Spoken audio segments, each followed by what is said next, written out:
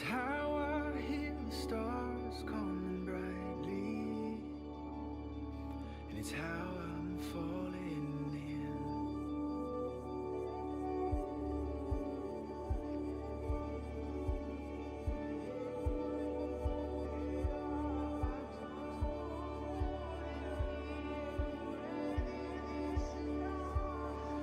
It's a puzzle I can't put together. It's a song I can't quite hear. When I try too much to put it in the bottle, when I try to hold it in, and so it comes to me in ways now. If I could show you how it starts, it's the colors from your heartbeat brightly. It's when I see you in the stars.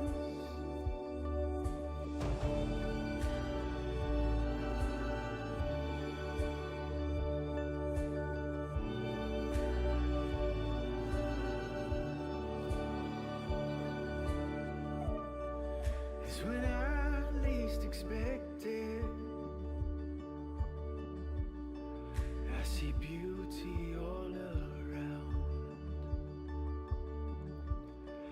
and it overwhelms my body, don't it?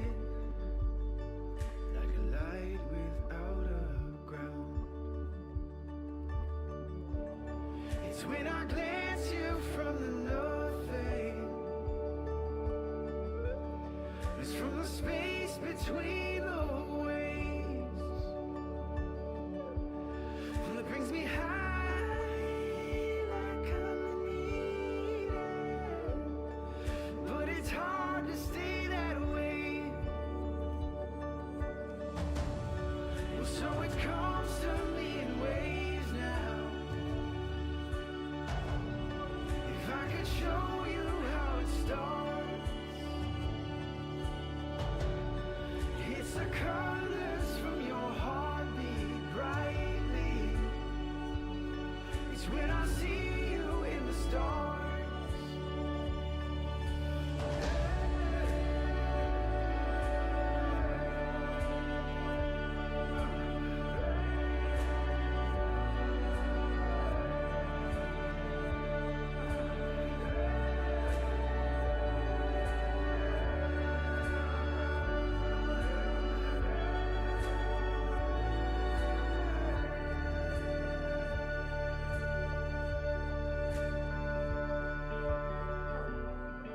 It's the way that I get lost now,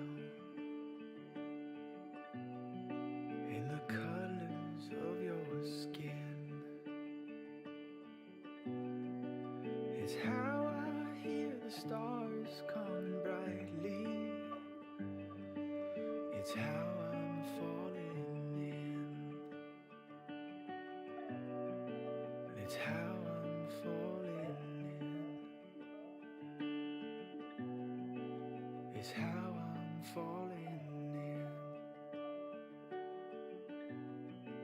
It's how I'm falling in.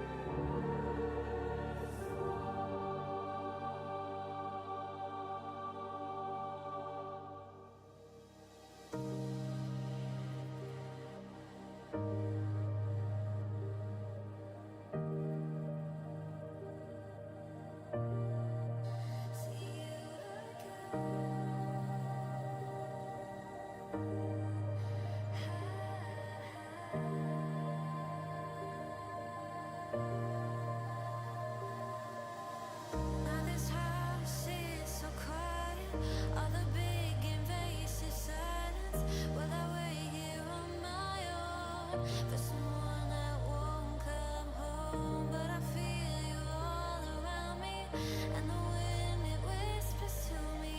Though my heart will break and bend, I know I'll see you again.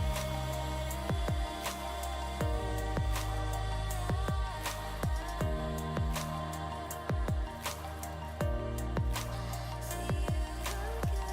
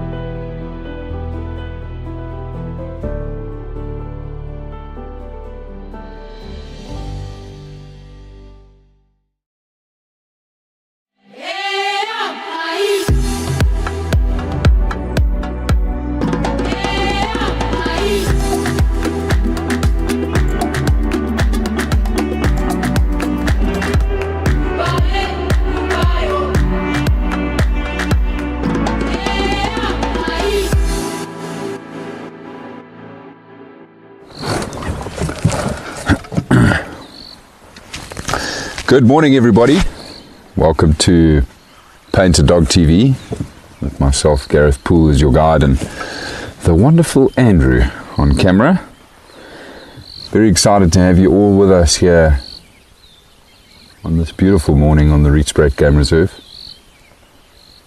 Andrew and I have just been sitting here admiring the beauty of the sky, sunrise about to happen. And we've also just been listening. Just as we were driving out of camp, we heard a spotted hyena calling somewhere nearby here.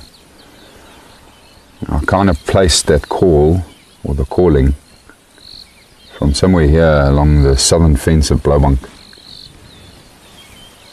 So I'm just going to drive along the fence here a bit, everybody, and also just switch off every now and then to see if we don't maybe hear this hyena again.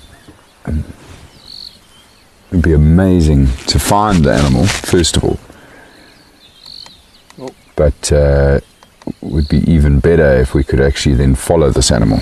There's been a lot of speculation about a den site here on the Rietspruit Game Reserve. I thought I'd found it about a month ago, but alas, that was not the case. But we'll always keep trying, of course. We're all desperate to have a active hyena den site that we might be lucky enough to visit.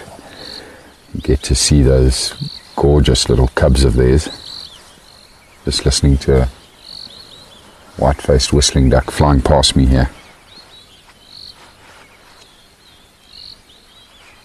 Just going to quickly say good morning to our pack members that have joined us. Morning, Marcy. Hello, Wendy. Hello, Betty. Hello, Mary. Hello, Carol. Morning, ladies. Hello, Barbara.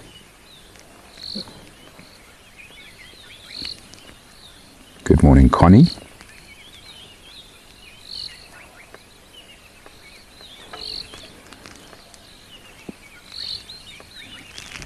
And a very good morning to you, Velma. Lovely to have you with us, ladies. Listen to that white-faced duck. Psst, psst, psst. Psst, psst, psst. I love that call. Birds are just waking up now.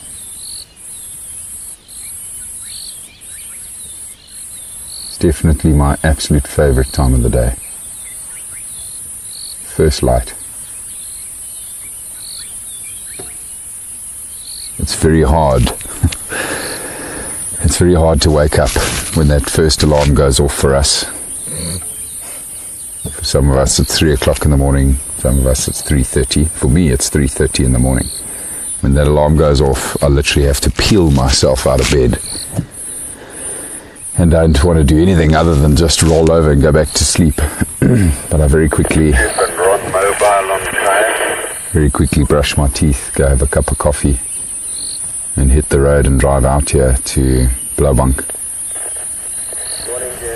And yeah, just I can't wait.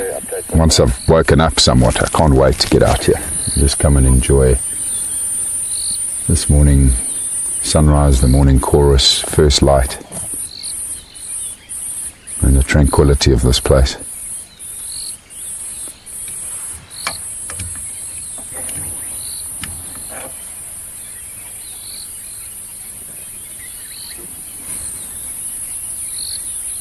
That hyena's been quiet.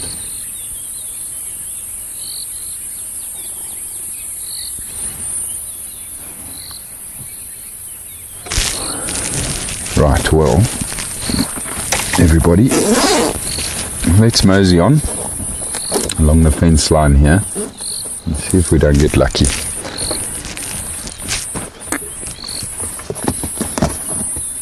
I often find tracks of spotted hyena along this fence line, and I wonder if it's not when they're coming and going between the two reserves either side of the fence here. But there certainly is regular activity along the southern fence line of Blowbank. So let's see if we don't get lucky and bump into this hyena.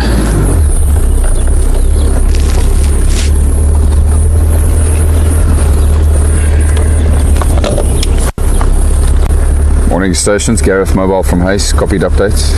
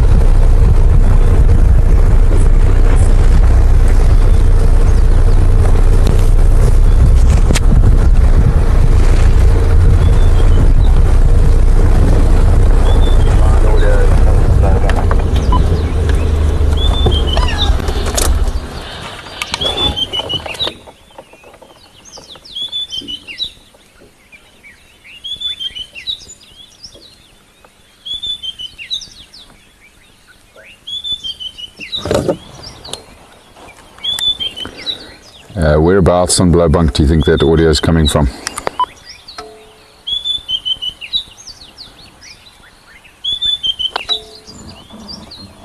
White-browed scrub robin. Yes, it's way south of where I am. That's why I called on the radio hoping you'd switch off. I think deep south, it sounds like it could be like Cliff, but area not far from Hayes. Wow, okay. I switched off immediately. I don't know if it was the tail end, but I didn't catch anything down here. I'm on the southern fence of Blowbunk near Madrid, but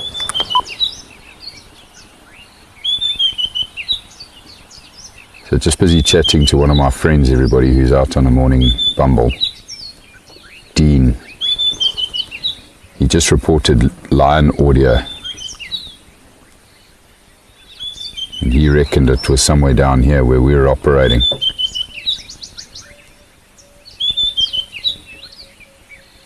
But I didn't hear anything.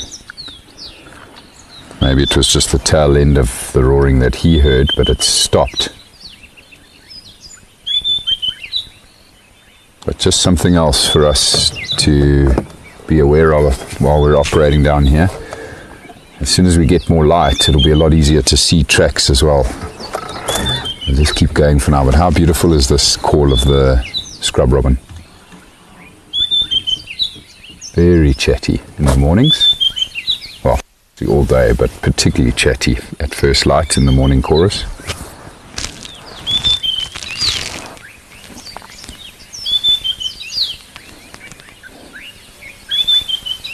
Good morning, Shannon. Lovely to have you with us.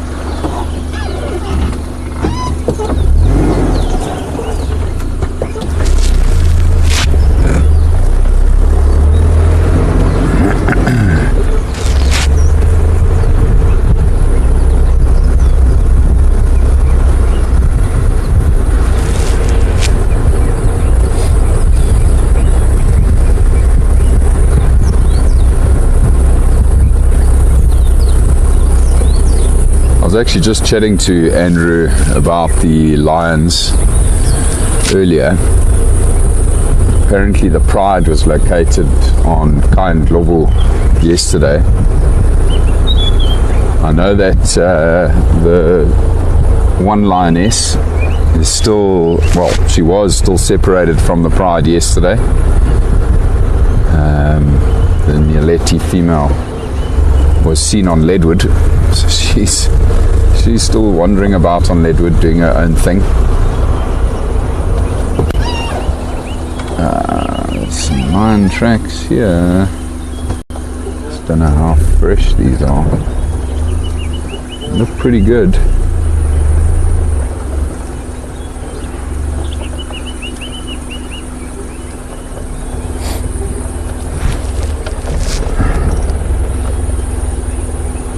Maybe not.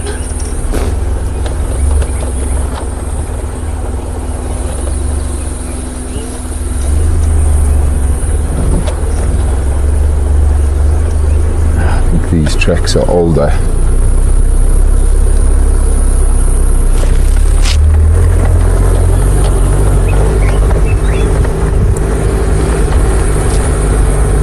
These tracks look like they may be from sometime yesterday.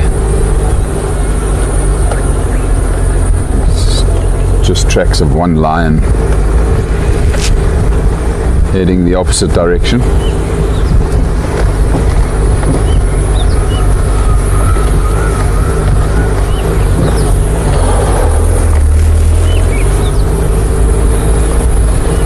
Definitely no tracks of a hyena yet along here either. Hoopa.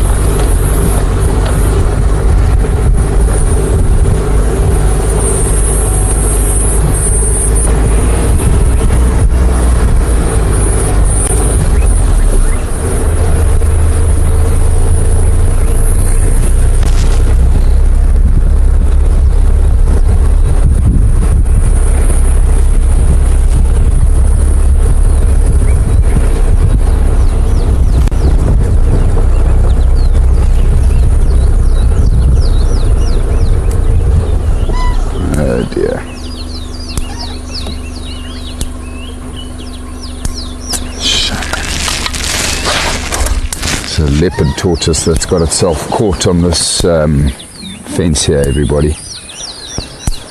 And I just don't know how I'm going to be able to remove it here without electrocuting myself.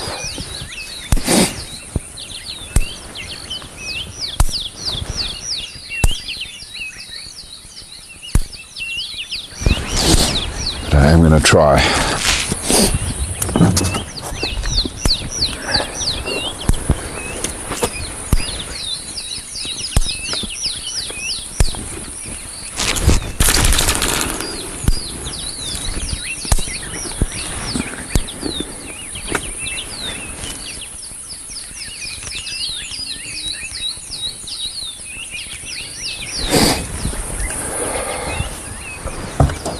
Is that a hyena you're calling? Mm-hmm. Further away now.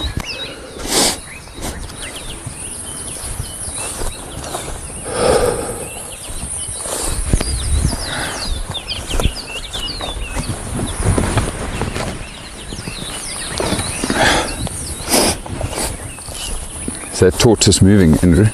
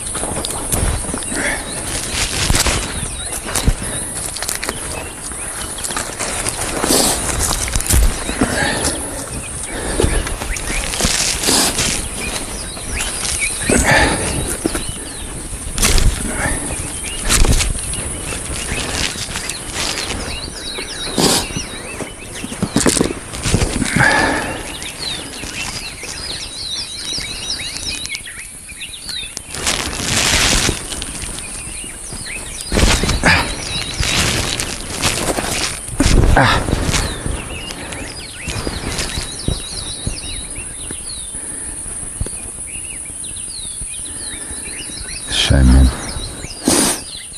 I fear this tortoise may have already perished. So underneath the tortoise, there's a lot of, it's very damp. So what these tortoises will do is obviously when they start getting shocked,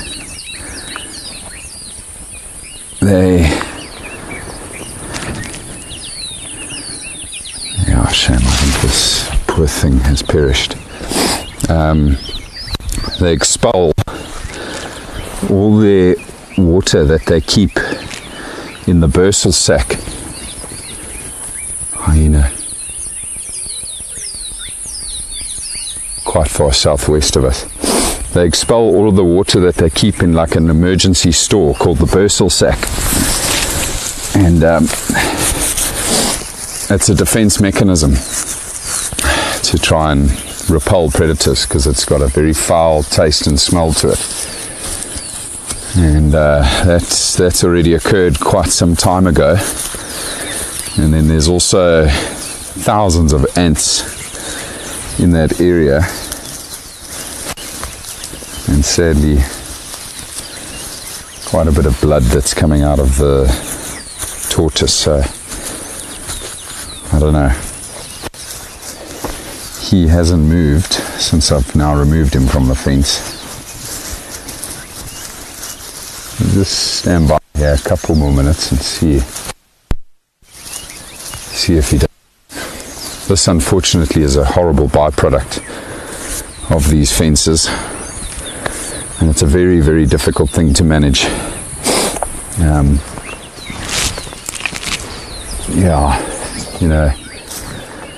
As I'm sure most of you know, these fences are a necessity for us. On these private reserves that are surrounded by communities, there's just no way we could not have these fences. There'd just be too much human-wildlife conflict.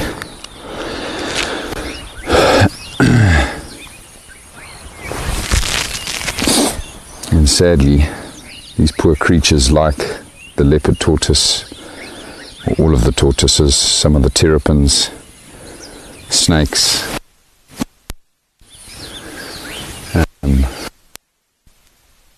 die in these fences. But there is hope. There's still some, I don't know why. Sorry everybody. Okay. Is it fine? Fine for now. Yeah, there is some hope on the horizon. So there's some research that's proving to be quite positive that's coming out of the Sabi Sand and Timbavati private game reserves.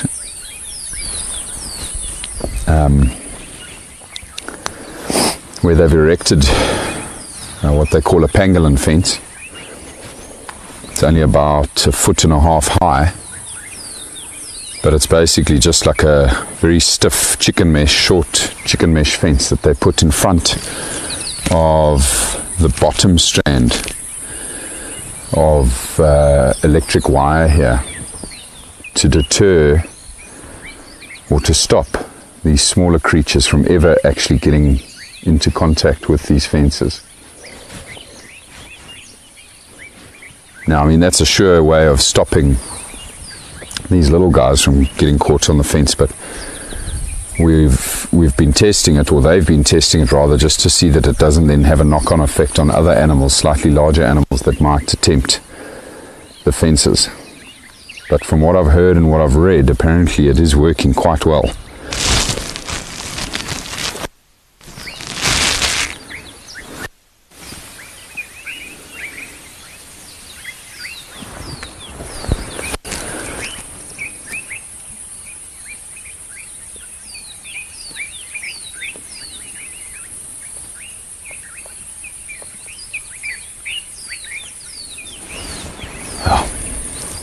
There's no movement there, everybody. We might have been just too late. We might not have been. That tortoise may recover, but we've done what we can.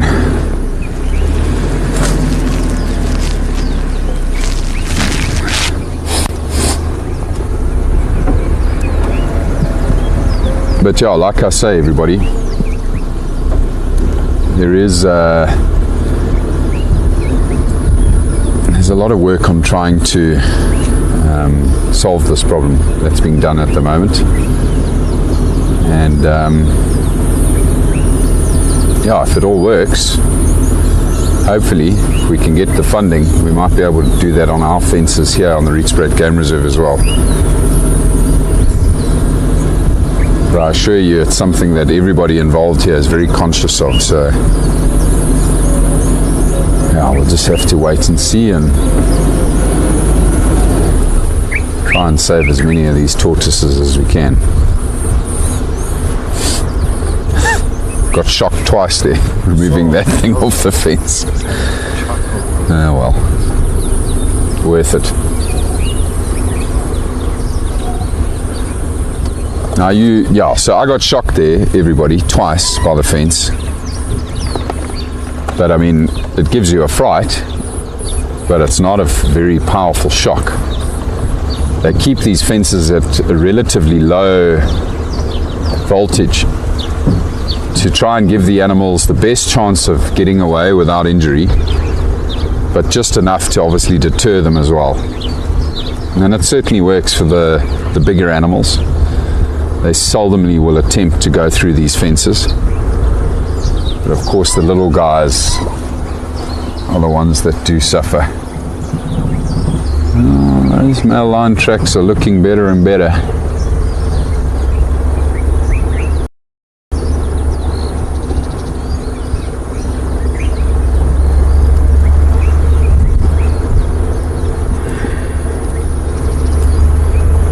Oh, the maintenance on that fence, that pangolin fence, and then requires very little maintenance, to be honest. The one thing they're trying to work out is how high to put it, because the problem with pangolins is they can raise themselves off the ground on their back legs, and so they can stand up almost upright and then claw themselves over it and still get over the fence.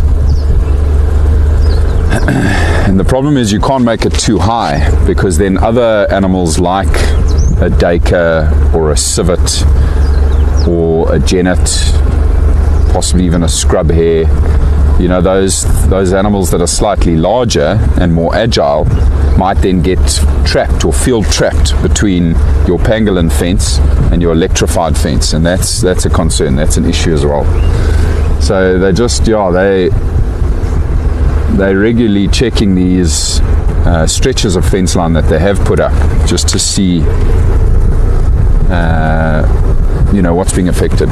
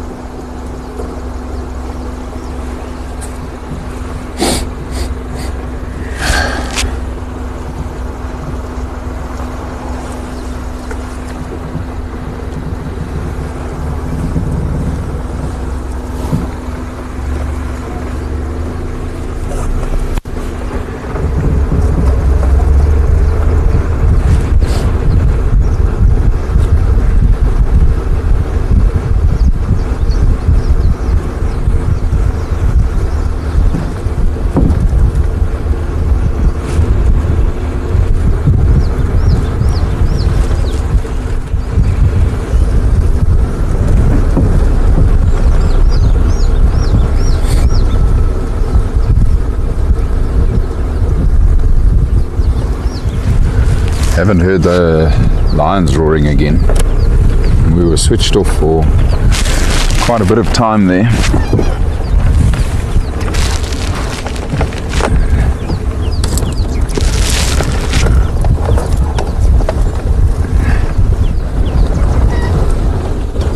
And I suspect that hyena we heard vocalizing earlier was probably on the Blue Canyon Conservancy, the other side of the fence here.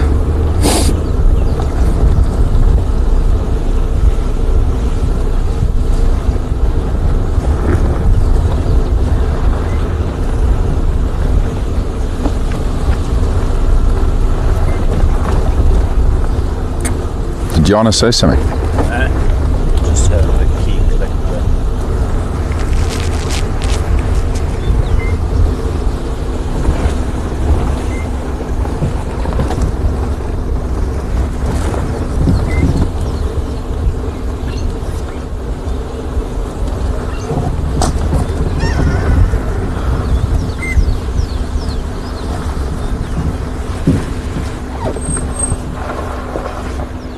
Oh, look at that. Zebras in the road with the mountains behind them. That's stunning.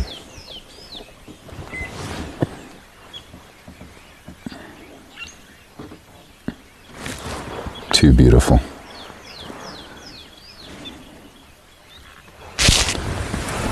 They seem pretty calm.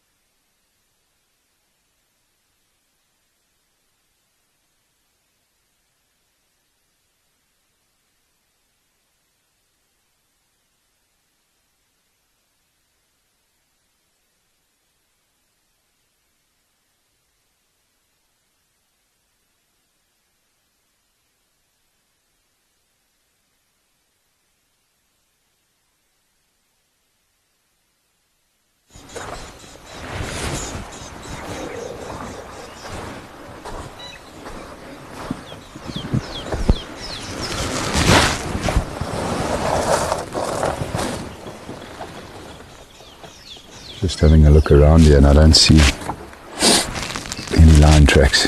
Jeez, that's a great shot. Nice work, Andrew.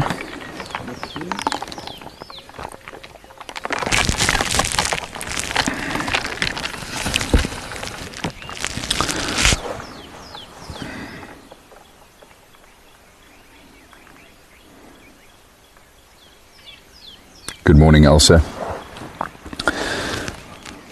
What a wonderful sight for you to arrive to. These beautiful Birchall zebra that are just checking us out. Man, they really are a picture, eh? I love their mohawks. And I am particularly fond of the stripe pattern on the front of their faces, between the eyes,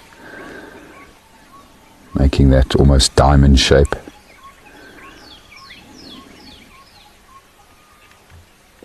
Absolutely stunning.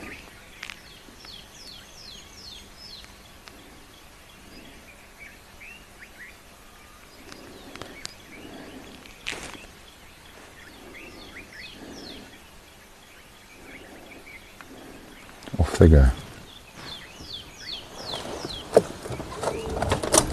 Very nice indeed.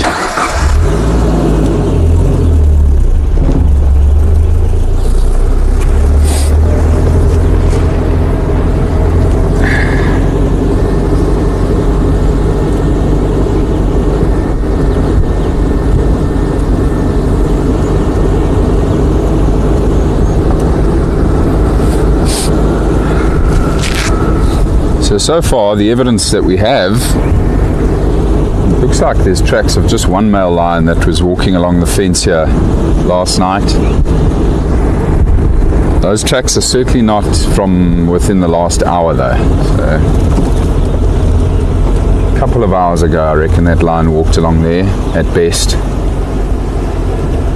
But we'll just now check the next road parallel here. See if we find any more signs.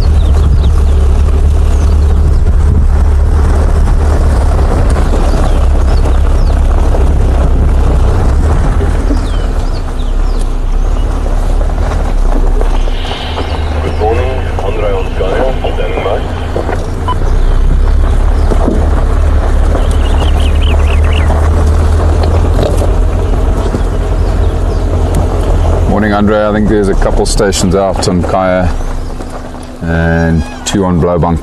No updates. There was audio earlier of a lion or lions in the south of Blowbunk, but no signs yet. Copy, Pentagon.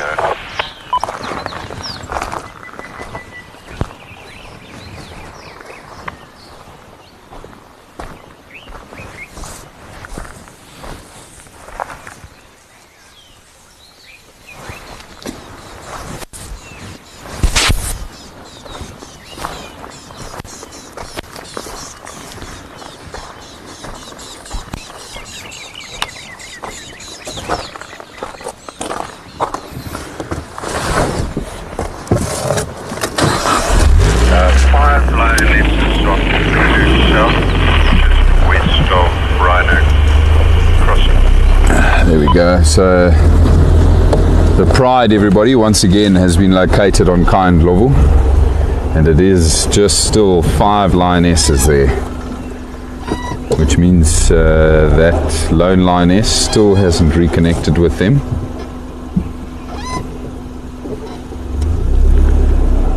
Some tracks of an aardvark that walked across the road here last night.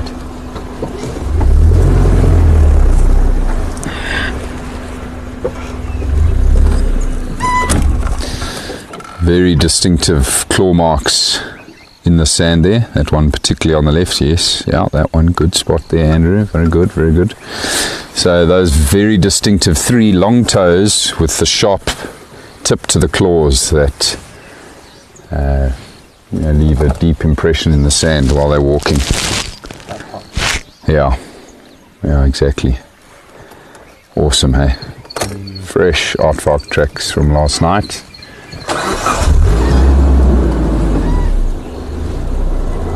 Yeah, I'd love to see one of them now in the early morning light. Might still be active, some of these aardvark. They haven't reached their quota of 500,000 termites yet. They might still be active.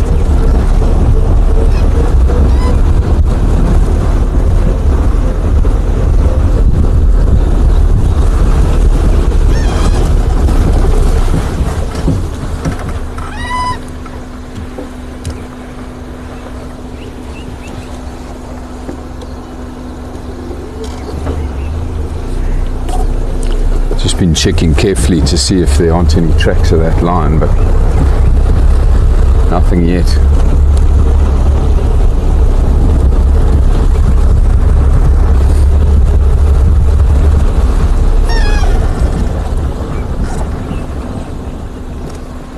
Impala here. Female impala. She was just looking up the road earlier. Thought she may have seen something. There's also a beautiful bird of prey at the top of the power line here. A dark chanting goshawk. Just busy watching the impala trotting around.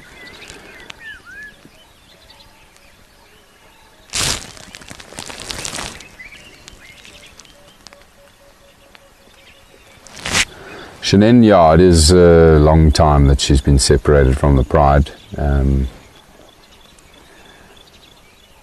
I think it's obviously, got a lot to do with obviously us spending a bit of time interfering in her life by topping her up with that contraception. Add to that the fact that these lionesses, the other 5, haven't really ventured close to Leadwood for quite some time now. I think it's a combination of both of those things why she hasn't reconnected with them. But I'm sure she will eventually. And she's doing just fine on her own. Yeah, it's not a concern for her because there's no other lions for her to worry about. And she's perfectly capable of hunting for herself, which she is doing on a regular basis. So she's well fed, she's got water, and probably enjoying not being disturbed by the males all that much. But she's remained pretty silent during her time separated from her pride. So the males aren't finding her, and she's just, enjoying some downtime, I reckon.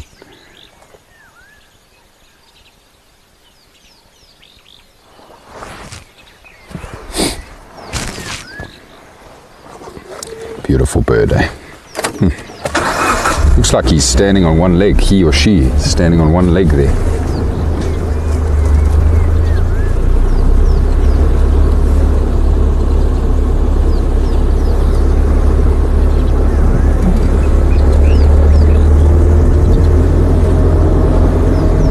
Yeah, he or she is on one leg, just resting the other leg.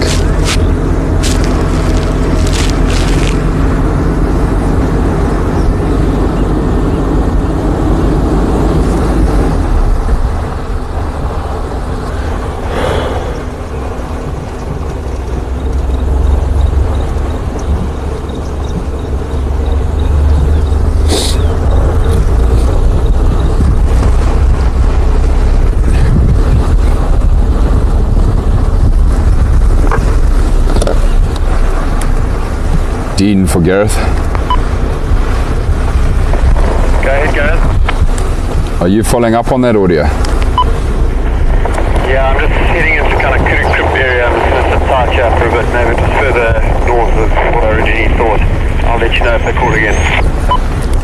Copy. There are tracks of one male on the southern fence that head west from Snay Lane, but I didn't see them around Madrid Putt.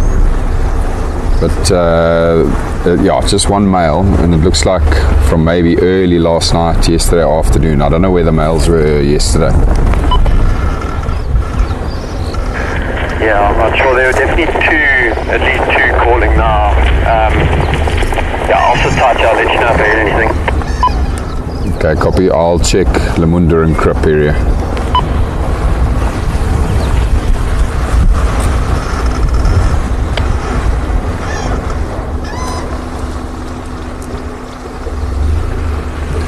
Just busy chatting to Dean there, everybody. The gentleman that had heard the lions vocalizing about half an hour ago. He's going to go sit tight at Kudu Crip and just see if he doesn't hear them again. He'll sit there with his engine off for a while, whilst we continue slightly further north ourselves towards Lamunda and Krip and just see if we don't find any tracks. I think I just saw a track now. I did. This is where we started. So while it was still dark this morning, we missed these tracks.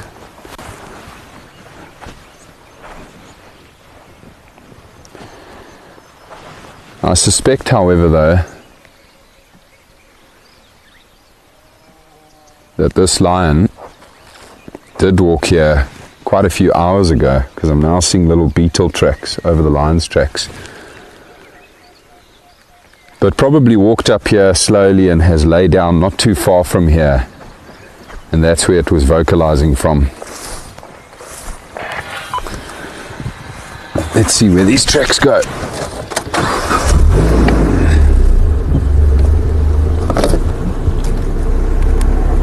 Dean, I got tracks of that male again on Beerstip heading north away from Hoofpad.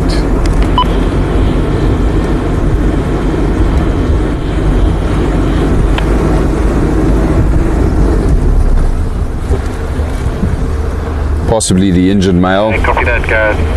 That's walking up here, everybody. Dean does reckon he heard 2 male lions roaring. So maybe unrelated, the roaring and the tracks we have here.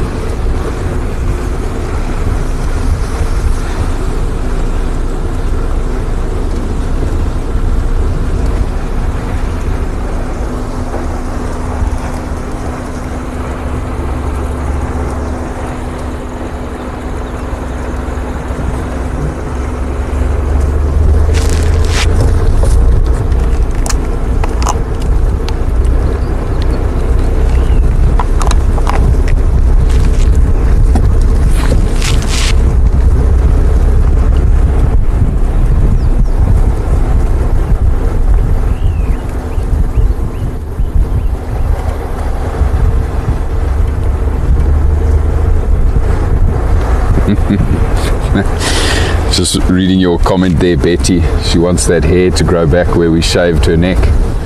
Funny, I actually thought of that at the time when we were shaving that hair off the back of that lioness's neck. I just thought to myself, you know, how would the other lionesses react when they saw that, or, you know, maybe smelt the antibiotic that we'd sprayed in that area? Would they lick it repeatedly? I did think about that. But of course she hasn't connected with the pride since we did that. So that hair's probably grown back quite a bit already. Still got tracks of this lion walking up the road here, everybody.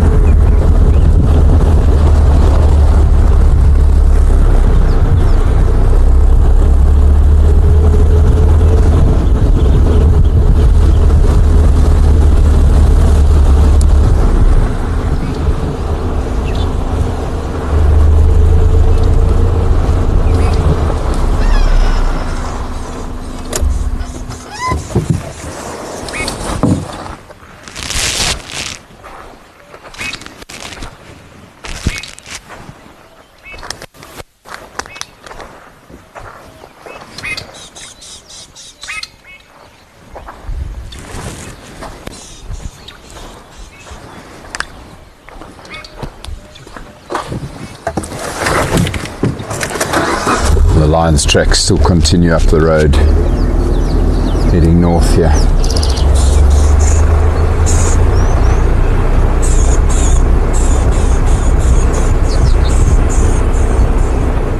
Lots of impala in the immediate vicinity where we are now. They're all pretty relaxed. So again, just evidence that it was a while ago that this lion walked up here. Wow! Oh my God, look at the mountains. That is insane. I don't think I've ever seen them like that in the morning here. Gee whiz, that's a postcard.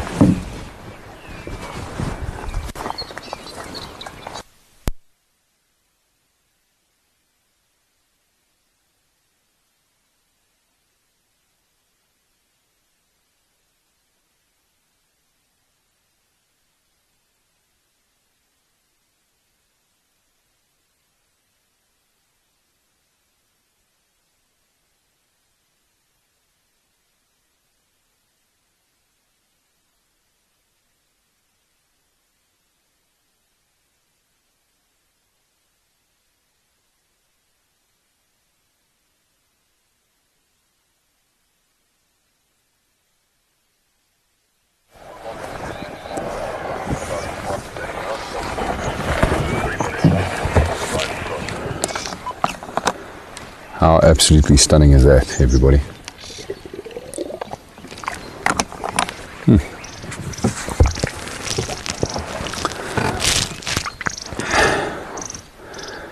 You look at that and it just makes you want to go hiking. Get up on top of those beautiful mountains. Imagine the view from up there, watching the sunrise from up there. I've done it a couple of times. Well, to be completely honest, I've actually never hiked up the mountain. I've driven up the mountain in my four-wheel drive vehicle many times. Absolutely gorgeous.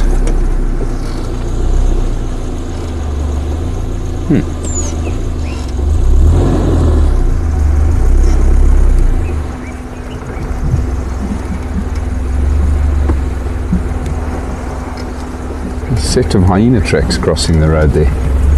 Maybe that was the hyena we heard, Andrew. Straight in here. Straight across the road. Didn't even walk along the road at all. Lion's tracks do continue up the road here, everyone. There's some more impala. Hello, you beautiful things. Little lambs are growing rapidly, hey? There's a nice shot there. A couple of them watching us here on the left. Of course, as we stop, they move on. Beautiful animal.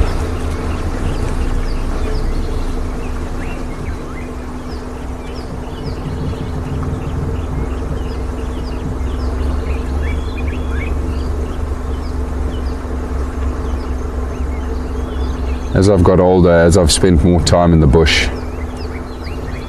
I have become more and more fond of these impala and appreciate them so much. You know, when I was a young junior guide, all I wanted to do was go out and find the predators, the rhinos and the elephants. But you spend more and more time out here, and you start to appreciate everything in this ecosystem.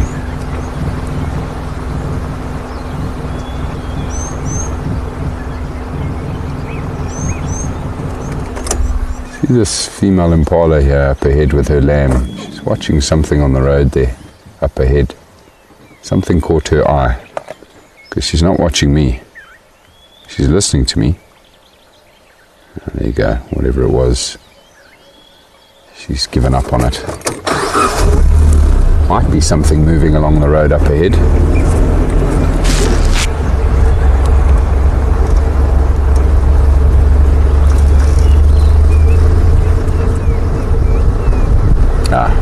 There is more impala moving along the road up ahead. That's what she was watching.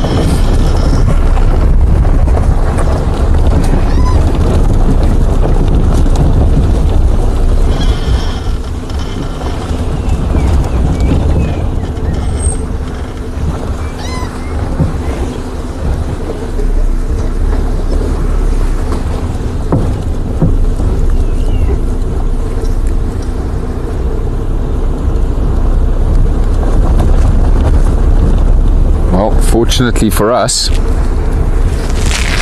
so far so good. Male lion still walking along the road here, hasn't deviated from the road yet. Certainly makes tracking this animal down so much easier when they do that.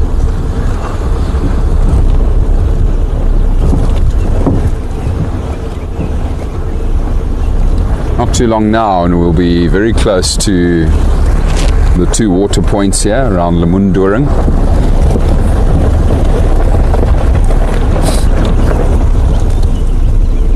Really opens up just as you get close to those two little water holes.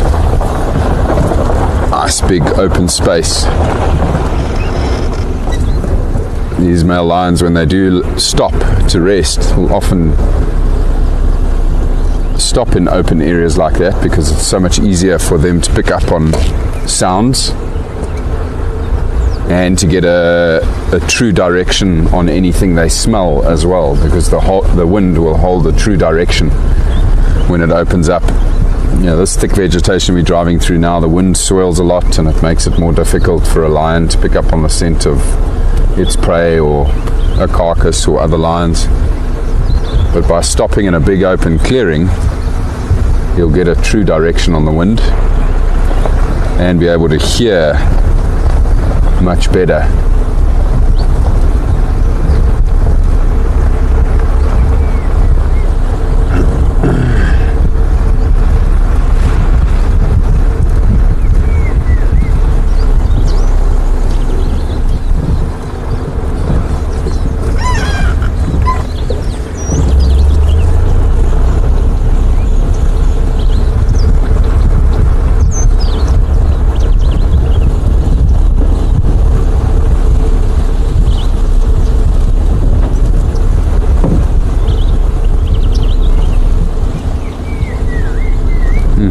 Beautiful call of the black-crowned jaguar.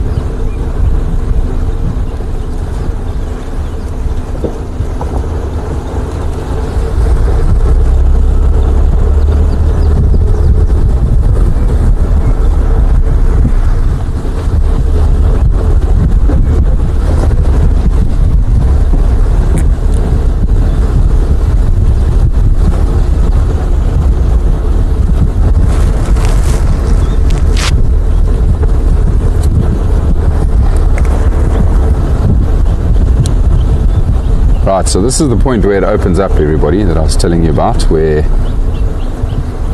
this lion may have come to rest.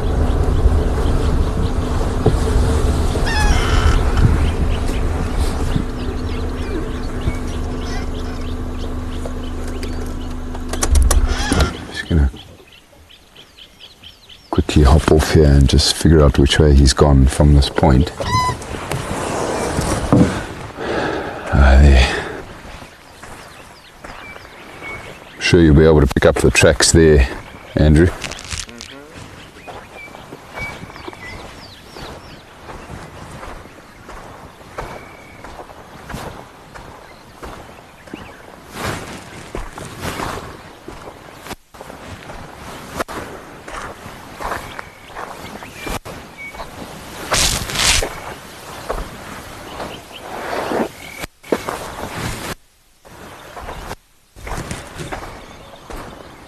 Looks like he's continuing north towards Seskankrip.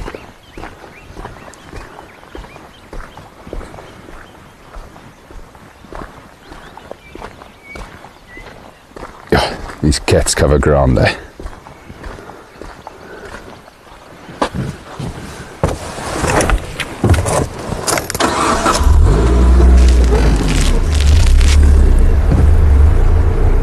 Good morning, Di. Lovely to have you with us. Been a beautiful morning so far. And we're currently tracking a male lion. Just one on its own, so presumably the injured male. It looks like he's heading up this road we're on now, heading north towards Seskantkrip.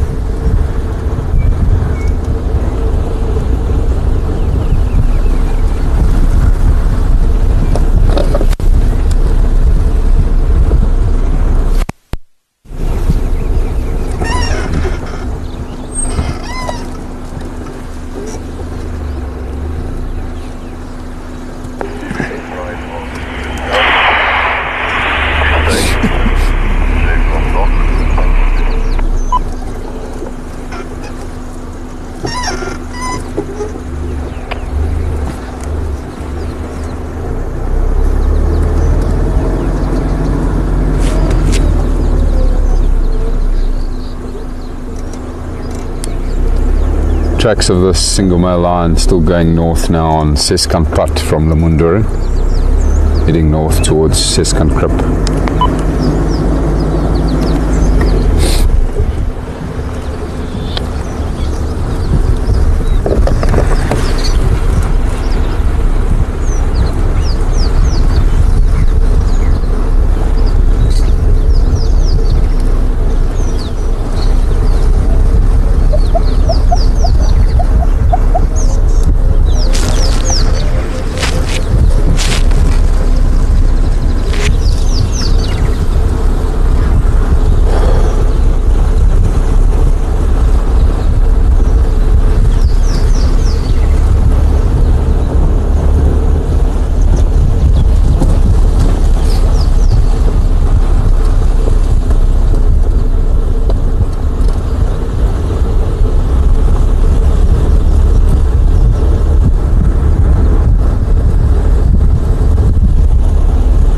I can see more impala up ahead, so once again very relaxed impala around here.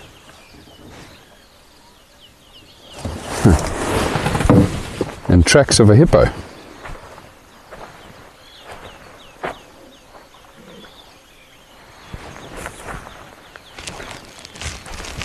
With its baby. Oh, that's so cute. Baby hippo tracks are the best. I love them. Well, baby hippo and baby rhino tracks. Some of my favorite tracks to look at. This is the baby walking here and mom was walking here. So presumably they've come from Leipadam and have headed north on a stroll whilst grazing. And most likely have ended up back at Pofadder Dam, which is still quite a distance from here. About just over a mile still to go from here to get up to Pofadder Dam. Hopefully didn't have any run-ins with this male lion. I'm just going to walk up the road behind me here a little bit, everybody. I've lost the tracks of this lion.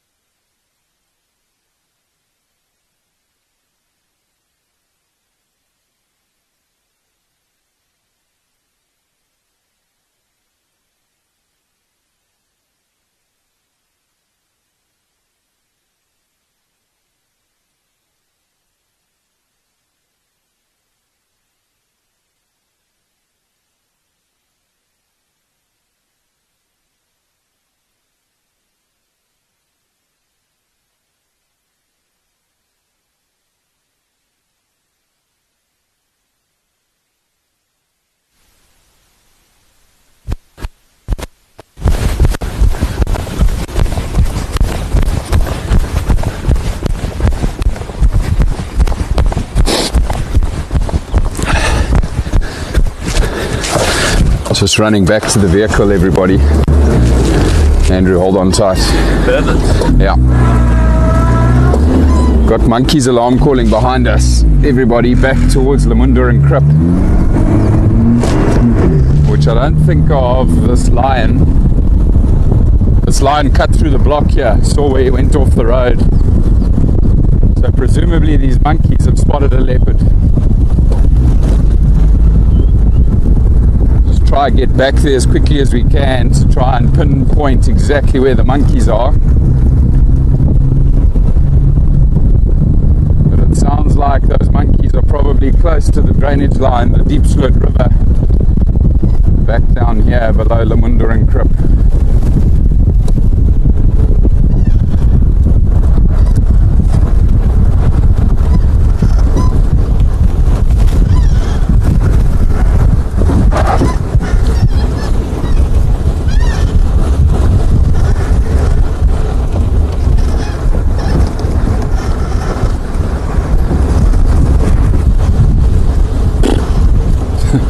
Pair of Egyptian geese just flew up from Lamunda and Krip. That's a first.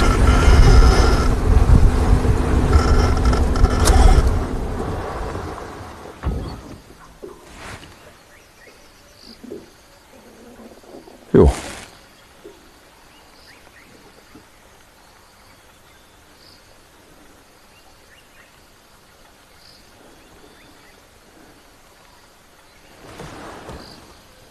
Quite a distance.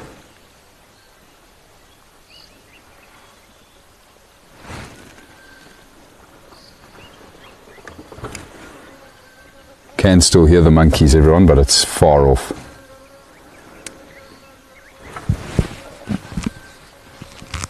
So it sounds like further south along the Rietspruit. Not too far. Let's try and get closer to them.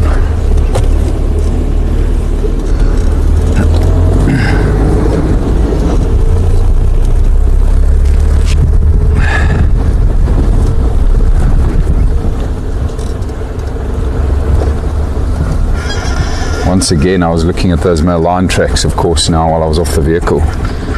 And there's lots of little insects that have walked over that lion's tracks. So I don't think those tracks we have there are particularly fresh.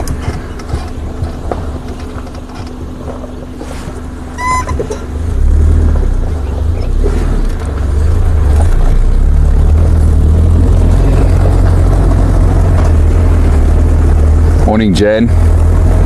Good to have you with us. Lots of excitement at the moment. Some lion tracks, lions roaring nearby, and now monkeys alarm calling close to the Rietspruit River here, which I think might be a leopard.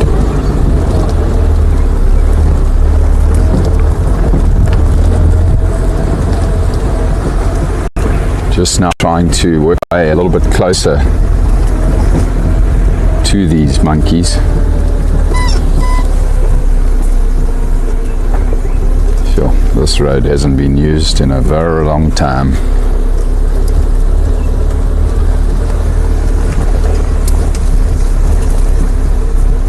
But it is an amazing road.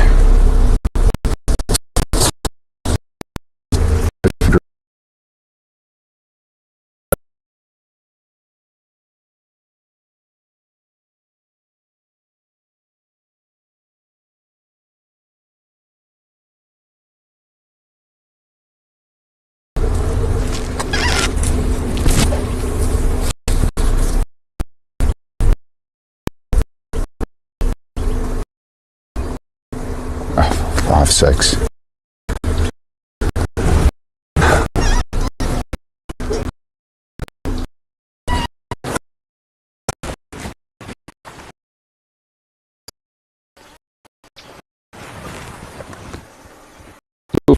So just never really going to be able to find leopards. Okay, we'll cancel that plan. Ons moet 'n plan maak, ons moet 'n plan maak.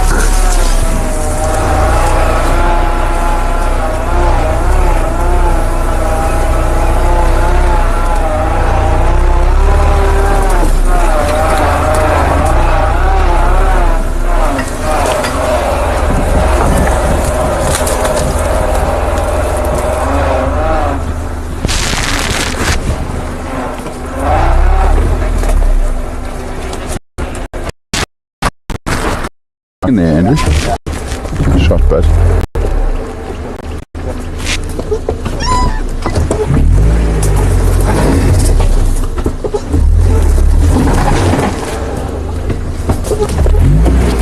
how's the picture looking now, Jana?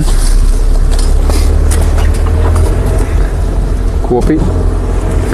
Alright folks, unfortunately we're going to have to turn back on that little monkey mission. Jana was just reporting to me now that there was really bad breakup. Unfortunately this this little riverbed, the Diepsloot, is just a bogey for gremlins. It's so overgrown in here. Really just can't go in there with you guys. It just breaks up all the time, which is a pity, but it just is what it is. Not a lot we can do about it. So anyway, let's move on. Let's get back to maybe body.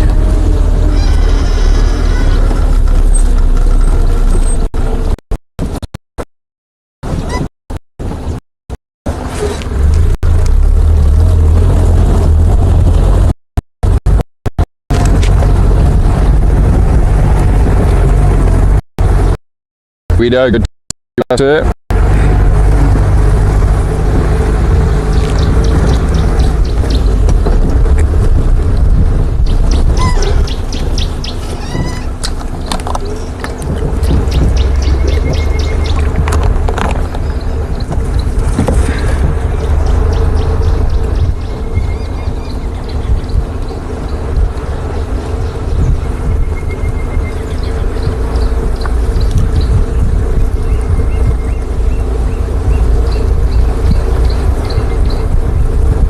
So I'm going to head up back towards where that Lions Tracks left the road, everybody. I think he's gone east. So we'll do the same, just go slightly further east from here.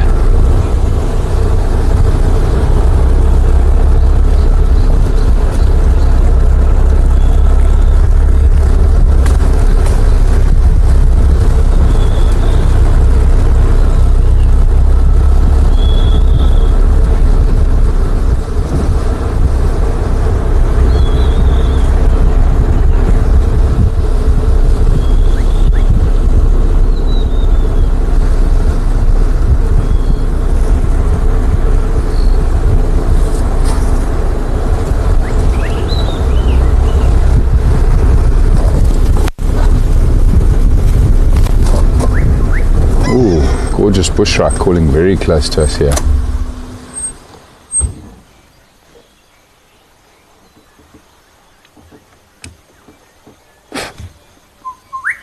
Wow, it's very close, like right here.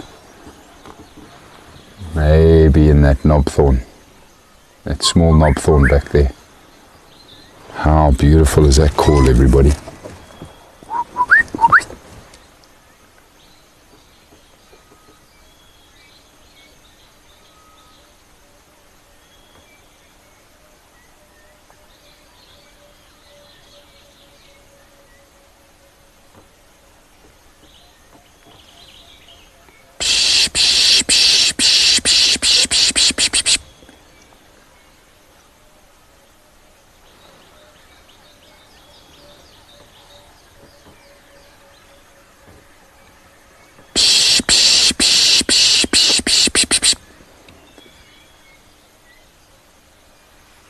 Here, Andrew, you see the movement here? No. Right here. So, yeah, just stay zoomed out on this area here. He's coming towards my spishing.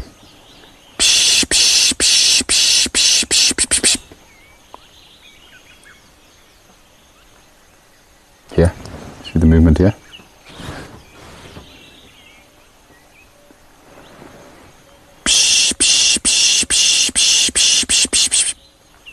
Do you see the movement, Andrew? Kinda, yeah. It's now going up.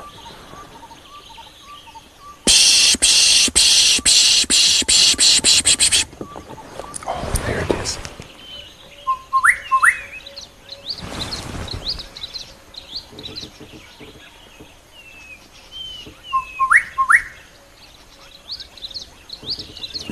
Oh, there.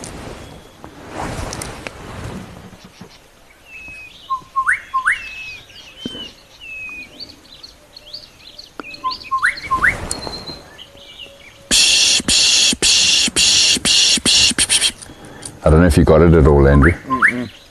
Too quick, eh? Oh, it's a shy bird, this, everybody. Always. Go back a tiny bit. Like, it's there. It'll fly when I start, I think. But let's try. Oh, there we go. Oh, wow, it's a juvenile. Just see the red flecks. I got it. Well done, bud. Just see the red starting to show on the chest there, everybody. Wow, well done, Andrew. Go ahead. So sick. Epic, bud. Well done. Guys, I tracked the one male that came from the north, crossed Tortoise, Worthmares Junction, heading south and west. Crossed 8K but here as well, so I wouldn't be surprised if it's meeting up with the one you're tracking, somewhere in the Kudu Clip area. Oh, that was epic, man. Well done. Oh, jeez, what a win, everybody. The spishing finally worked. Managed to coax that gorgeous bush shrike out of its hiding. Oh, that is really fantastic. Really, really beautiful. Jeez, I can't remember the last time I've seen one, a young one like that, which hasn't got its full adult plumage yet. But clearly it's very capable of singing its song already. You can hear that beautiful call here.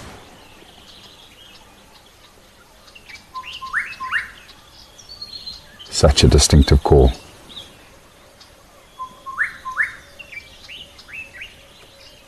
Love it. What a find. Very, very special. It's only my second one. Yeah. Don't see them often. Very, very nice. Very nice. Marcy, I see you say you'd love to see a bush baby. Well, maybe we'll get lucky on tonight's night drive.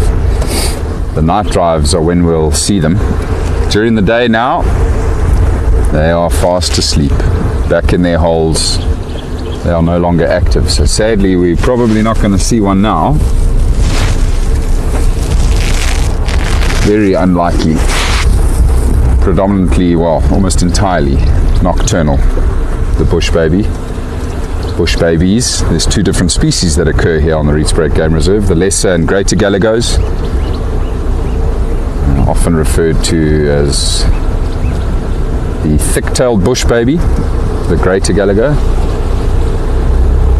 and then just the bush baby is what people call the little one. So the actual names being greater and lesser galagos. Right, so I was just listening to Dean. He was updating me there on the tracks that he's just found of another male lion sort of coming towards the direction of the one we'd been tracking here. So possibly that was the vocalizing that was heard almost an hour ago now in this nearby vicinity, and I still think there's a good chance we'll find these lions, everybody. I'm going to just, as I said before, cut further east now.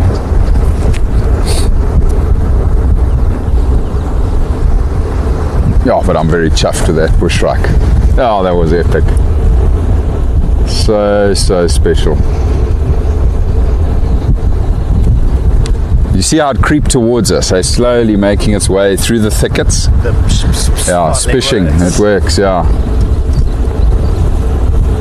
Came to investigate what the alarm call was. So that's spishing, everybody. It's me mimicking the alarm call of a rattling cisticola, which is one of the most widespread species of bird in the natural range of the gorgeous bush shrike. And so they know that sound all too well, and they know that it's an alarm call sound, and so they'll often come and investigate. So if you can get that spishing sound right, if you can mimic it right, you will be able to coax a number of bird species out, not just the bushshrikes. Most birds will react to that alarm call and come and attempt to mob the predator if they find it. Look at these beautiful impala. Nice to see some big rams here as well. A couple moms with their babies.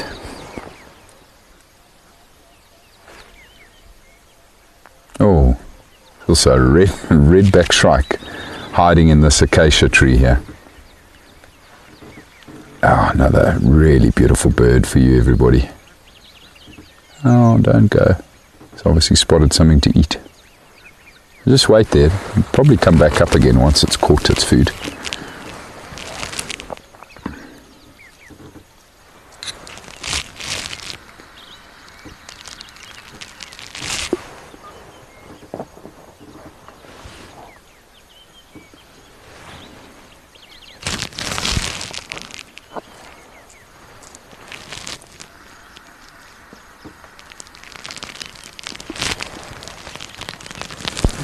Coming out to the left there. There we go. Oh, it was coming out, and then another redback shrike arrived on the scene, putting Andrew's camera work skills to the test here.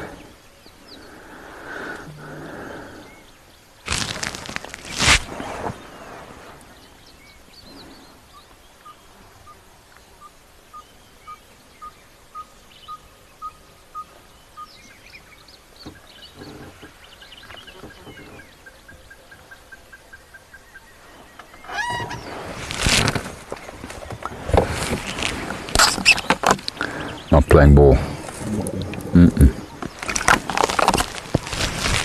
Anyway, very nice.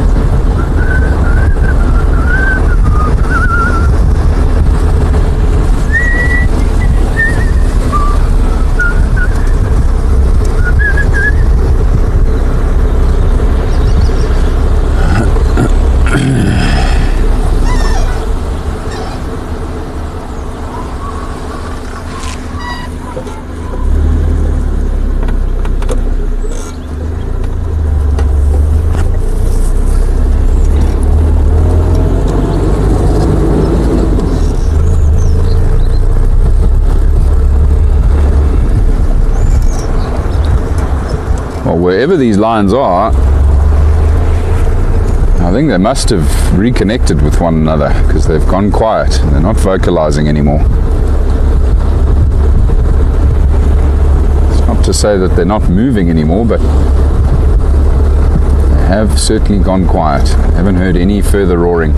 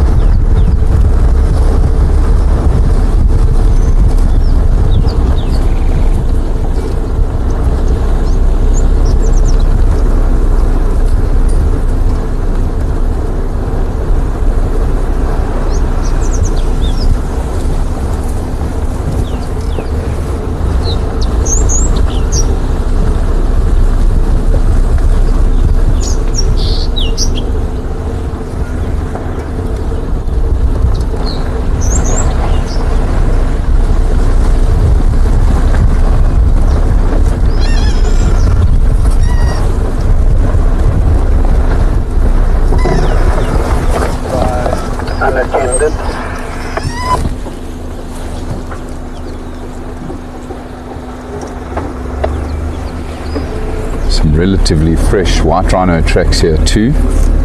heading into this area.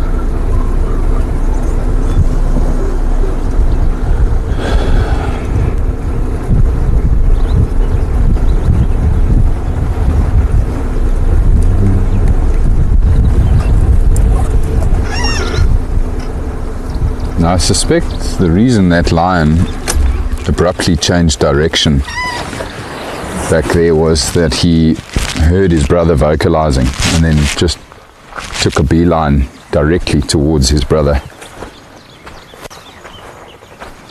Because, you know, we followed those tracks for near on a mile where he was just marching along the road, and then all of a sudden he cut through, coming this way, presumably trying to reconnect with his brother.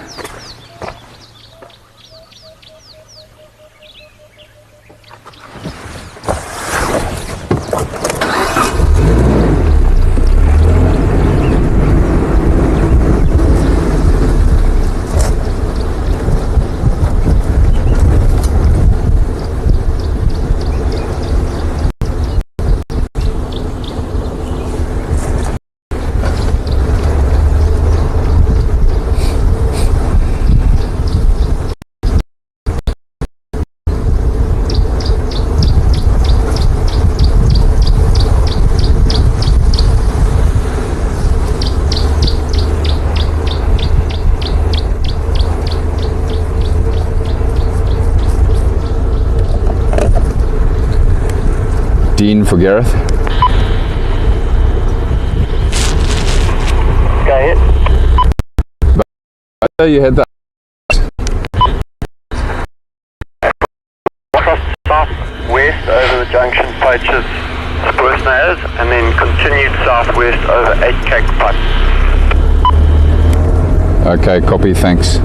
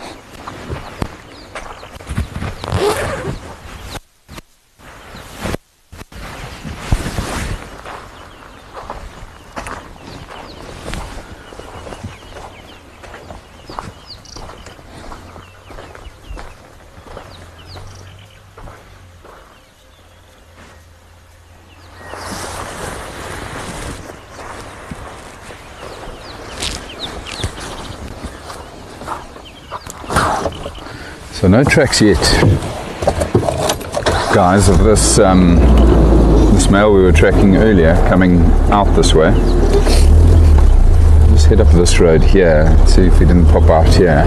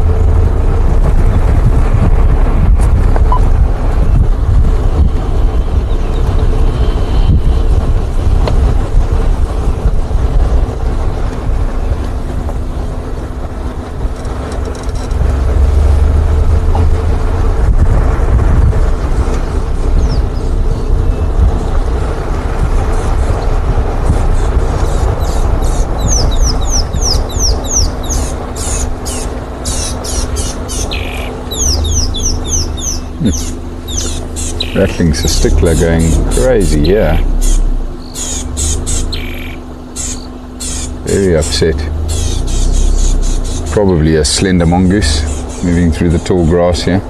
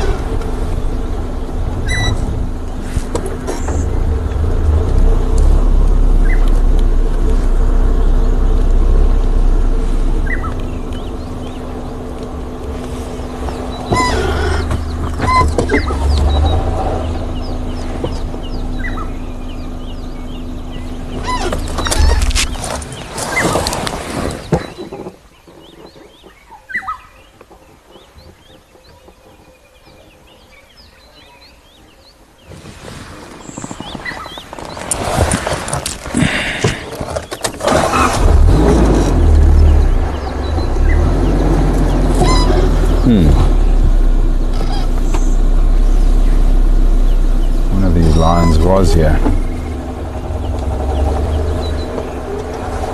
Interesting. So this lion's tracks here now, everybody, will be of the one that Dean reported earlier.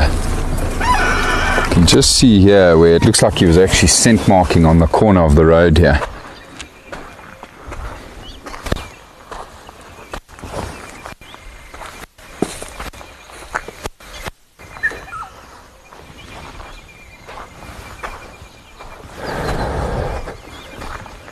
So that line continued up this way, guys. Those tracks are fresh, by the way. Very fresh. So that line continued up this way. That line's tracks that we had before must have come to meet with this line that's walking in this direction here now. Presumably they've met somewhere very close by here now.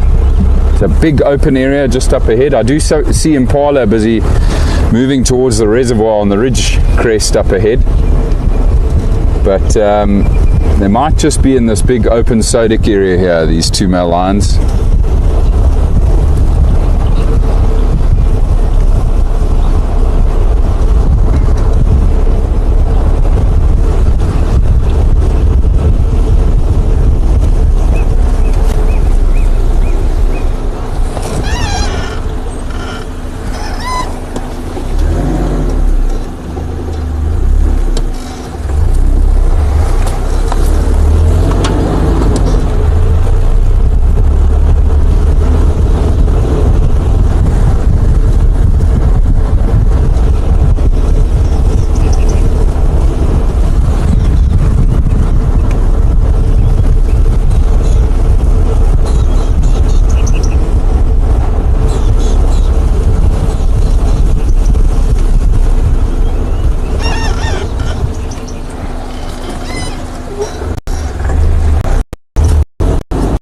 Still walking along the road, yeah.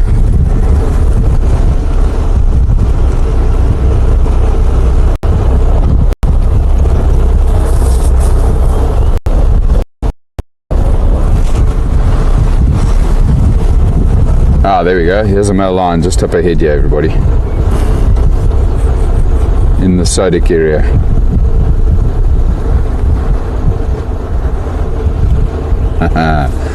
And there's his brother resting up against the tree there. Oh, there you go. Done. Hello, you beautiful. And this is the injured male lion, everybody. The second male that's here. So he's met up with one of the ginger males. So I'm convinced that was the injured male first. And now this beautiful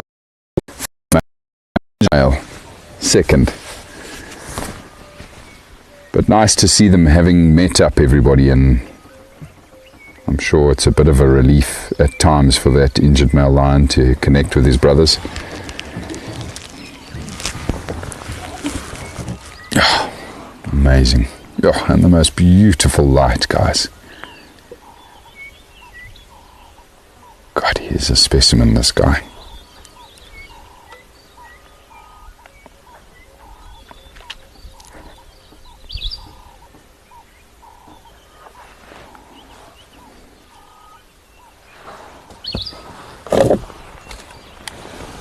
I located two male lions on Lemundoring Oos, just east of the big reservoir in that big open area. Animals are stationary.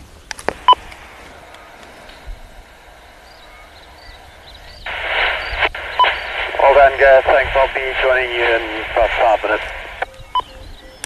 Copy, bud. Make your way.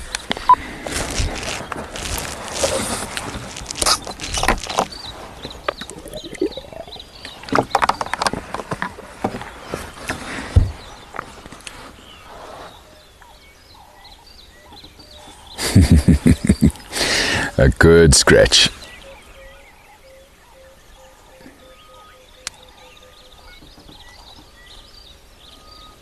Oh, is that a big gash under his right shoulder? No. Well, maybe an old one, but there are a lot of ticks that have gathered there. So you can clearly now see, everybody, this is the male with the kinky tail, which we believe is the most dominant male in this coalition at the moment. Interesting to see the interaction here with him and his brother. How his brother reacts, the injured male. Oh, that's what we like to see. Just a loving embrace there. Of course, nothing to squabble about now. No food, no girls. And so there's no real need for any interaction between the two males, thankfully.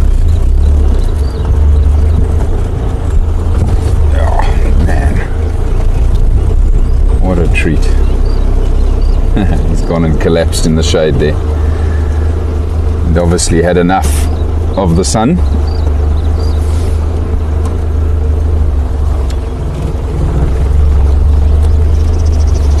Just quickly turn the vehicle here.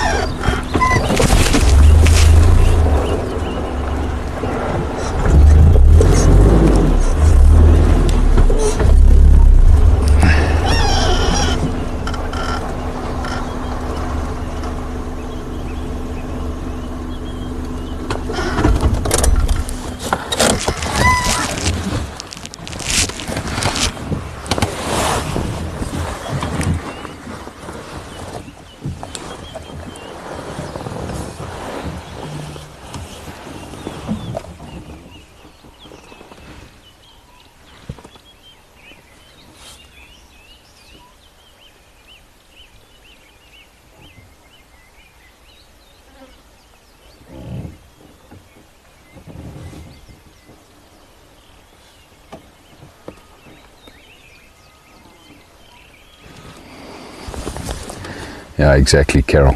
It is wonderful to see those, those soft interactions between these male lions. There's been quite a lot of conflict over the last 6 to 8 months.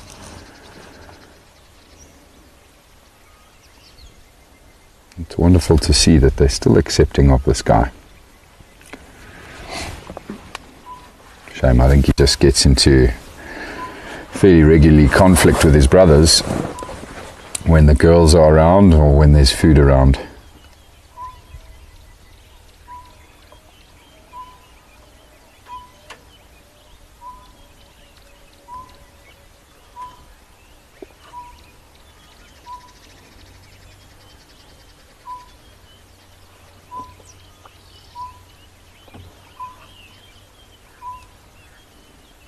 That hip area is looking quite bad again, eh?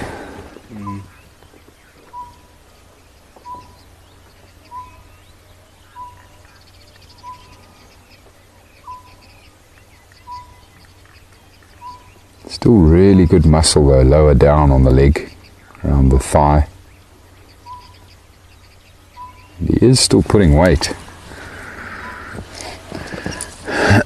on that leg. We see that obviously when he's walking.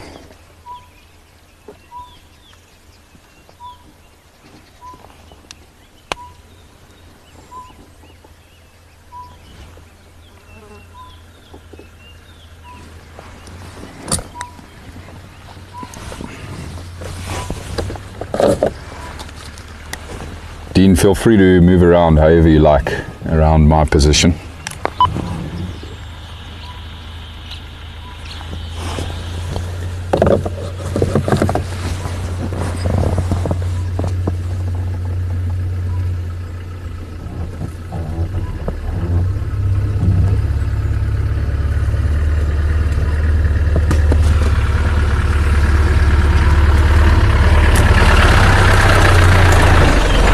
Hey, my boy.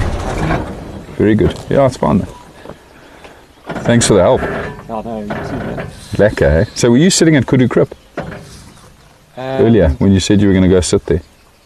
I was there a little bit earlier. Okay. I didn't see them crossing. So I saw it crossing 8 cake, Yeah. and then I just couldn't see anything crossing there, so I was going up and down trying to. Anyway. Playing games with you, Dean. Yes. No, but thanks, bud. Well done. Lekker. No, thank you. Let's see how this guy walks now when he gets up. A little bit stiff, a little bit tender. No, but that's really not bad, eh? All things considered. I think he too. Oh, that's that little cuddle. Oh, look at that, eh? Lying right on top of his brother. Oh, that's great. No growling. No aggression.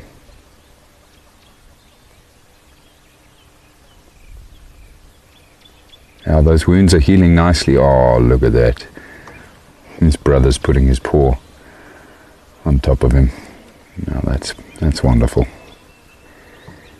I'm just going to say though, everybody, is those wounds of his from the last altercation have really healed very nicely, which is to be expected. They're so resilient and bounce back so quickly from what look like the most horrific injuries. Hip aside, that muscle atrophy that's happening around the hip. He's really doing pretty well.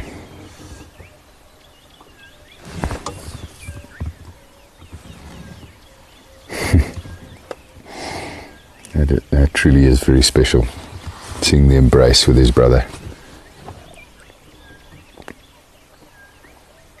I will reposition the vehicle again shortly, everybody. Just try to park a little bit higher up the ridge here so we can get a close look at both of them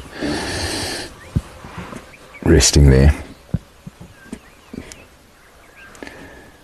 It begs the question, where's male number 3? Where's the other brother? He may be off trying to find the pride.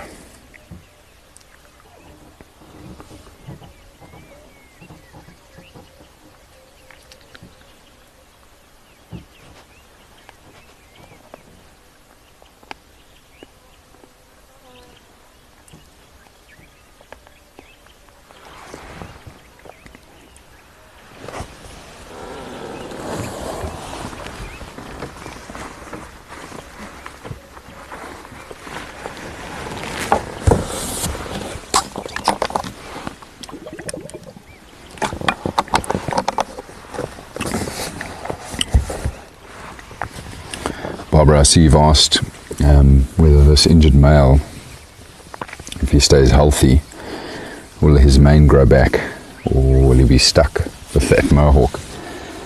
It's hard to say, to be honest. I think realistically it should grow back.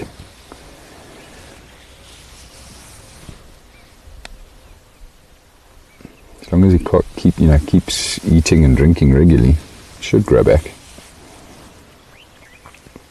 I don't think there's any permanent damage to that part of his scalp and the roots of that hair, so I would imagine it'll grow back. Let's try reposition here quick, everybody.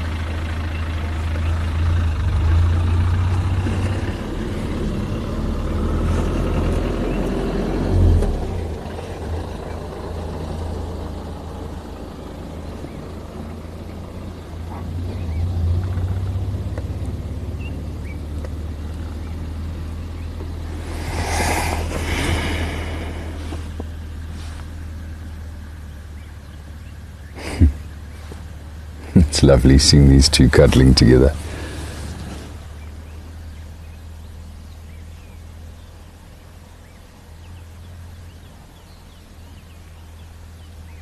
It's amazing, being witness to the dynamics within this coalition of male lions.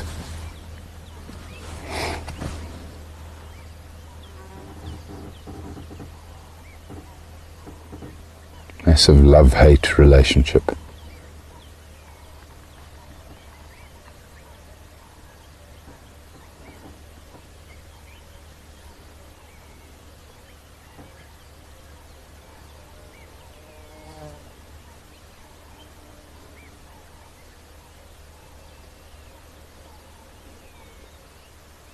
Both looking very lean, these two lions. So they're going to go hungry again for another day. Hopefully they'll manage to catch something tonight.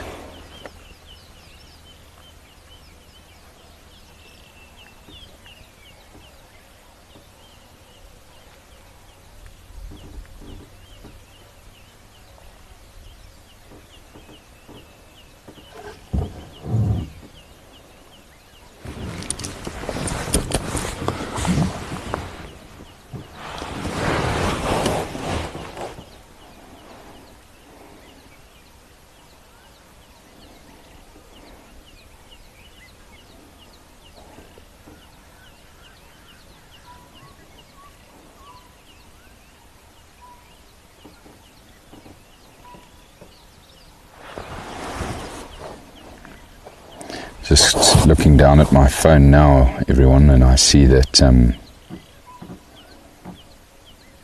Letty, the single lioness, has just been spotted moving between the houses on Leadwood.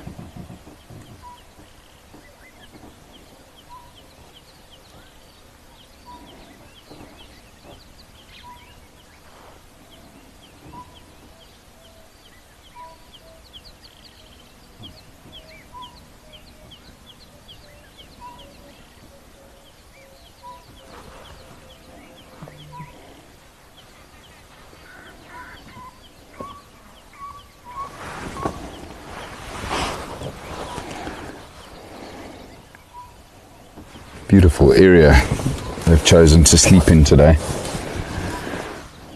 and it speaks to what I was talking about before, everybody. You know, they often pick these big open areas. You know, there's no dense bush around them here, no canopy overhead, but just enough shade. But because they're out in this open area, they'll very easily be able to pick up on the different smells on the wind, the different sounds that they might hear in the distance. Really a perfect little spot. Although I see that injured male's mane, his head, is in direct sunlight, so he might start getting a bit hot where he is. May need to go lie down just behind his brother.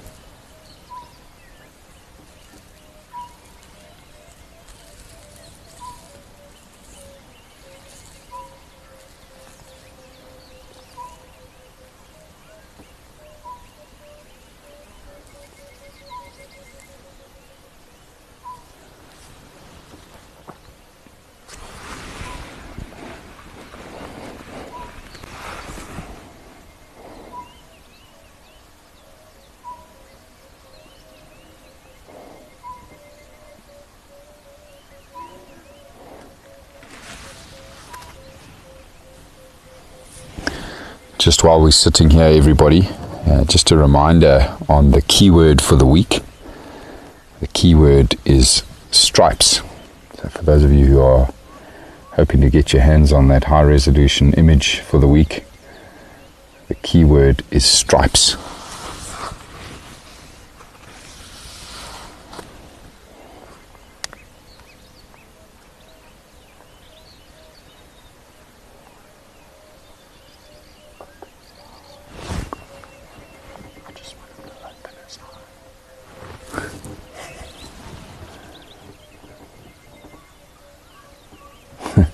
Andrew's busy whispering to this male lion, everybody.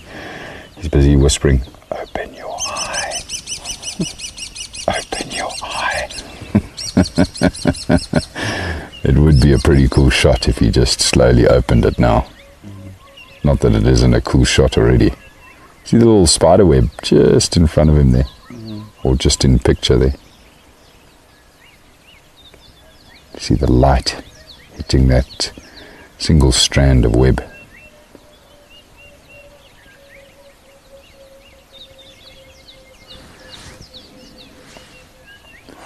The sleeping kings.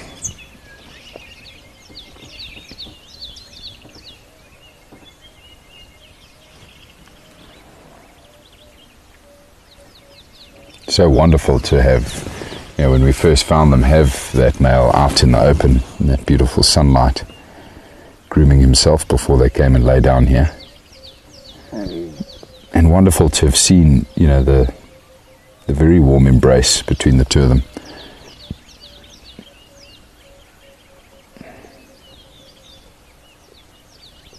It's just crazy how it changes in an instant. The aggression towards one another.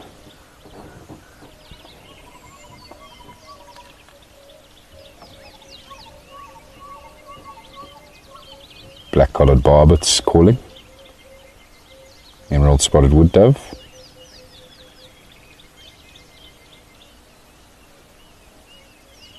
Greenback cameroptera.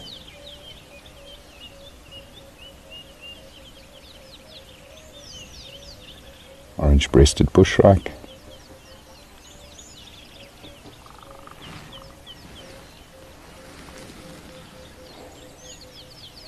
Brown-crowned chagra.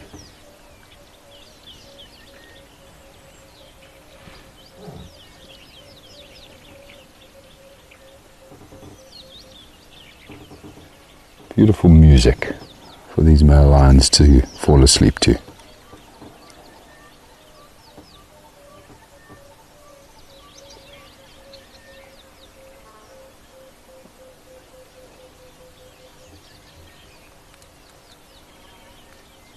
Imagine with their hearing,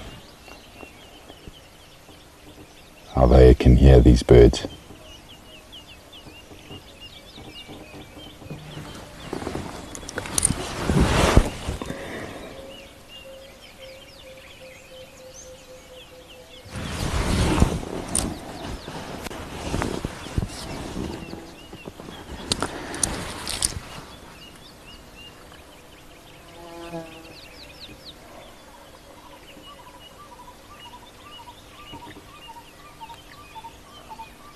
Betty, those black spots that you're referring to are not bugs, no. I think they're actually just build up around the eye. There might be a tick above that eye. I think there's one tick just above his eye there. But the rest of it is just the secretion mixing with dirt, I think, around the eyes. A bit of build up there, below the eye there. Just having a good look now with my binoculars.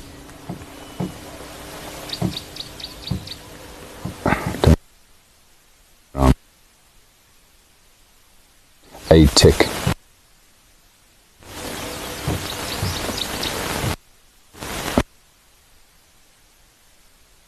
And looks like there might be another tick crawling up below the eye as well.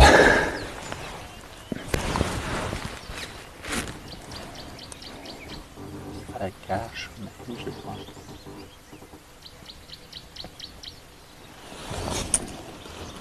I saw that wound, I think, earlier when he was walking behind the head there.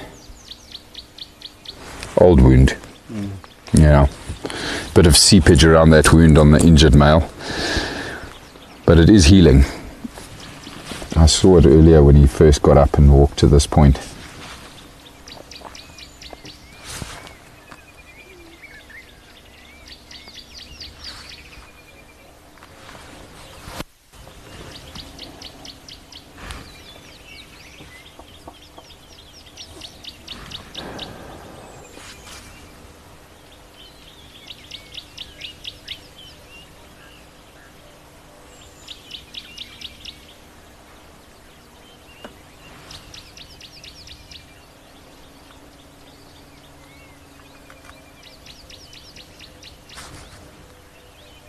Something bothering him in now. But still very settled and comfortable. Alright everybody, we are going to say goodbye to these beautiful male lions and leave them to sleep here in peace. And at the same time, we're going to say goodbye to all of you. Thank you so much for joining us this morning, everybody. We've thoroughly enjoyed it. It's been a fantastic morning, and I'm very excited to be coming back out here later this afternoon. I'm not sure who's joining us, but for those of you who are, I look forward to seeing you then. Have a wonderful evening or day, everybody, wherever you are in the world, and take care. I'll see you soon. Cheers, everyone.